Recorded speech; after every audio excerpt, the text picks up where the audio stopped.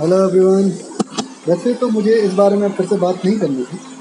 मतलब मैंने सोच रखा था कि यार हो गया, एक बार एक वीडियो बन गया, काम खत्म हो गया, मगर अब करनी पड़ेगी।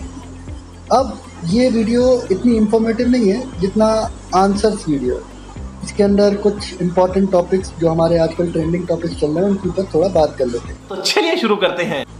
जब मैंने ये वीडियो डाला कोरोना वाला, उसके बाद मेरे को कुछ कमेंट्स आए। पहला कमेंट, प्रवासी मजदूर मतलब माइग्रेंट वर्कर्स के बारे में क्यों नहीं सोच रहे हो। दूसरा, आईआईटी, नीट, जेईई के एग्ज़ाम। तीसरा, मुझसे आके पूछा जा रहा है भैया जॉब्स क्यों जा रही हैं। चौथा, मुझे ये समझ में नहीं आ रहा है कि मतलब कि पेरेंट्स की बात कहाँ से आ गई इस पूरे टॉपिक के अंदर कि पेरेंट्स ऐसा करते हैं, पेरेंट्स को ये होता है, पेरेंट्स को वो होता है, ऐसा वैसा फलाना। कोई लड़ने आ रहा है।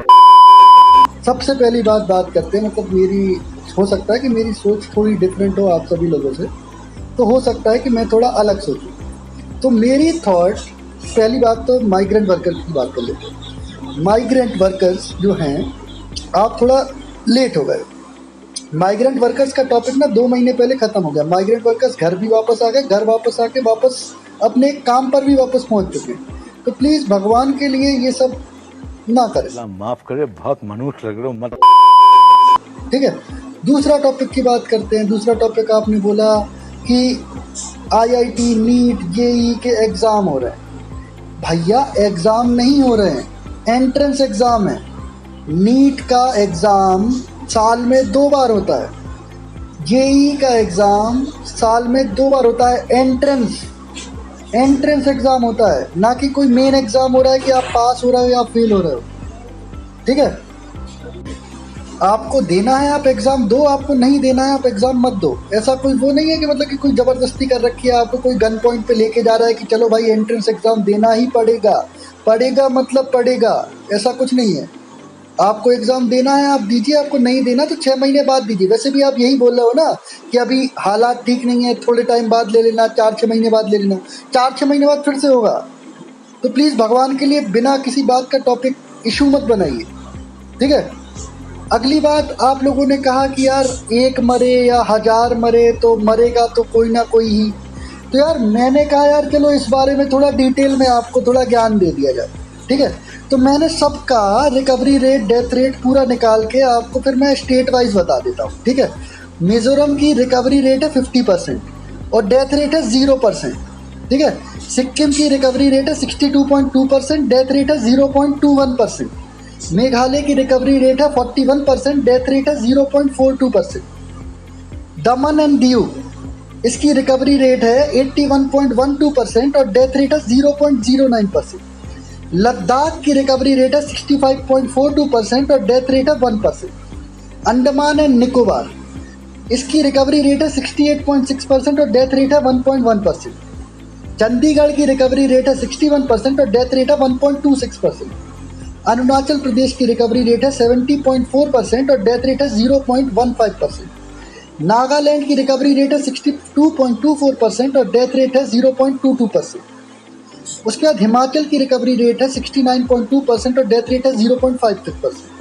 मणिपुर की रिकवरी रेट है 68.9% और डेथ रेट है 0.42%। त्रिपुरा की रिकवरी रेट है 71.11% और डेथ रेट है 0.82%।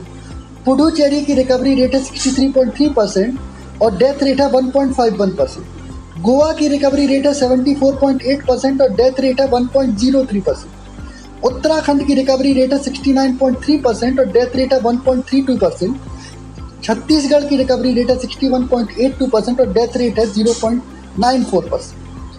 झारखंड की रिकवरी रेट है 66.72% और डेथ रेट है 1.05%। JNK, जम्मू एंड कश्मीर की रिकवरी रेट है 76.1% और डेथ रेट है 1.89%। पंजाब की रिकवरी रेट है 63.5% और डेथ रेट है 2.6%। मध्य प्रदेश की रिकवरी रेट है 76% और डेथ रेट है 2.31%। हरियाणा की रिकवरी रेट है 82.41% एंड डेथ रेट है 1.1%। केरला की रिकवरी रेट है 62.3% एंड डेथ रेट है 0.38%। राजस्थान की रिकवरी रेट है 77.88% एंड डेथ रेट है 1.35%। ओडिशा की रिकवरी रेट है 66.8% एंड डेथ रेट है 0.58%। Gujarat the highest death rate 3.3% और रिकवरी रेट है 80.2%। आसाम की रिकवरी रेट है 78.1% और डेथ रेट है 0.27%। तेलंगाना की रिकवरी रेट है 77.7% और डेथ रेट है 0.72%। बिहार की रिकवरी रेट है 80.6% एंड डेथ रेट है 0.5%। वेस्ट बंगाल की रिकवरी रेट है 77.8% एंड डेथ रेट है 2.01%। दिल्ली की रिकवरी रेट सबसे ज़्यादा पूरे इंडिया में 90.04% और डेथ रेट है 2.66%। उत्तर प्रदेश की रिकवरी रेट है 74.47% और डेथ रेट है 1.49%। कर्नाटका की रिकवरी रेट है 68.2% और डेथ रेट है 1.69%। आंध्र प्रदेश की रिकवरी रेट है 73.66% और डेथ रेट है 0.93%। तमिलनाडु की रिकवरी रेट है 84.2% और डेथ रेट है 1.72%। और महाराष्ट्र की रिकवरी रेट है 71.6% एंड डेथ रेट है 3.26%। अगर ऑल ओवर इंडिया की बात की जाए तो अभी हमने आपको एक हफ्ते पहले बताया था कि इंडिया की डेथ रेट है 1.9%, जो कि घट के अब 1.8% बची। रिकवरी रेट जो 70% थी आज 76.7% हो चुकी है इंडिया की, मगर हमें फिर भी ऐसा हवा बना रखा है कि क्या ही बोले। अब चलो आपको एक बहुत ही अजीब सी बात बताते हैं। अभी कल ही की बात है कि हमारे हेल्थ मिनिस्ट्री ने एक वो निकाला था परसेंटेज, जिसके अंदर उन्होंने बताया था कि कितने लोग कितने एज के मर रहे हैं, जिसके अंदर उन्होंने बताया कि 50% से अबव लोग की एज 60 से ऊपर है, 40 से 60 वाले 26% है और 18 to 25 वाले, उन्होंने पूरा परसेंटेज बताया। फिर उसके बाद मैंने देखा कि यार चलो देखें कि 18 से बिलो कितने बचे हैं। तो 18 से बिलो एक वुपिंग अमाउंट था, मतलब मैं डर गया, बिल्कुल घबरा गया, मतलब कि अब तो मुझे डर लगने लगा कि यार स्टूडेंट्स का क्या होगा। तो वो वुपिंग अमाउंट था 0.48%, मतलब अप्रॉक्सीमेटली 23 या 24 बच्चे 23 या 24 बच्चे अभी तक कोरोना से मरे हैं। उठा ले रे देवा, उठा ले रे बाबा। फिर उसके बाद एक ने मुझे मेरे कमेंट बॉक्स में बोला था कि आपने देखा कि यूएसए में 94,000 स्टूडेंट्स को कोरोना हो गया 2 हफ्ते के अंदर। मैंने कहा यार अच्छी चीज़ है यार, बहुत बड़ी चीज़ बताई यार, ये तो डरावनी चीज़।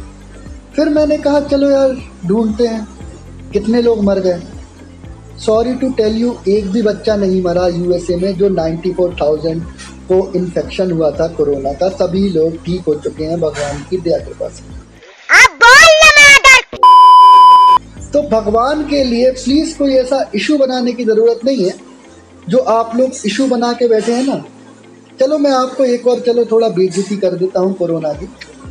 1.8 है हमारी डेथ रेट, इसका मतलब ये है 18 लोग 1000 में से, और टोटल 18 लोग 1000 में से मतलब 10,000 में से 180 लोग। तो अब जो हमारे मलेरिया है, मलेरिया से 180 की जगह 187 लोग मरते हैं। बस छोटा सा अमाउंट है, आपको बस बताने के लिए कहा था। अब बात क्या आती है कोरोना की। कोरोना से सबको डर लगता है, कोरोना से डरना अच्छी बात है, मगर कोरोना से अपनी लाइफ को रोकने की कोशिश मत कीजिए और ना ही बेवकूफ़ बन के कोई भी ऐसा चीज़ कीजिए कि भैया कोरोना बहुत डरावना है या ऐसा है या वैसा है। कोरोना ऐसा कुछ भी नहीं है। कोरोना सिंपली एक ज़ुकाम है, एक कफ होता है, जो कि आप अगर एंटीबायोटिक्स ठीक से लेंगे और अगर आप ये ना सोचें कि ज़ुकाम ही है और उसका ठीक से इलाज कराएंगे और सब कुछ कराएंगे, तो टेक्निकली आप 99% ठीक हो जाएंगे। 1% केस हो सकता है, 1% तो हर चीज़ में होता है, ठीक है। जो हम वैक्सीन बनाते हैं, आज तक कोई भी वैक्सीन 97 या 98% से ज़्यादा हमें क्योर नहीं करती है, तो उस बारे में तो फिर बात ही नहीं करते। अगर वीडियो अच्छी लगे, आपको मेरा ये हिसाब किताब ठीक लगे, तो प्लीज़ लाइक सब्सक्राइब शेयर ज़रूर करिए। Thank you for watching the video.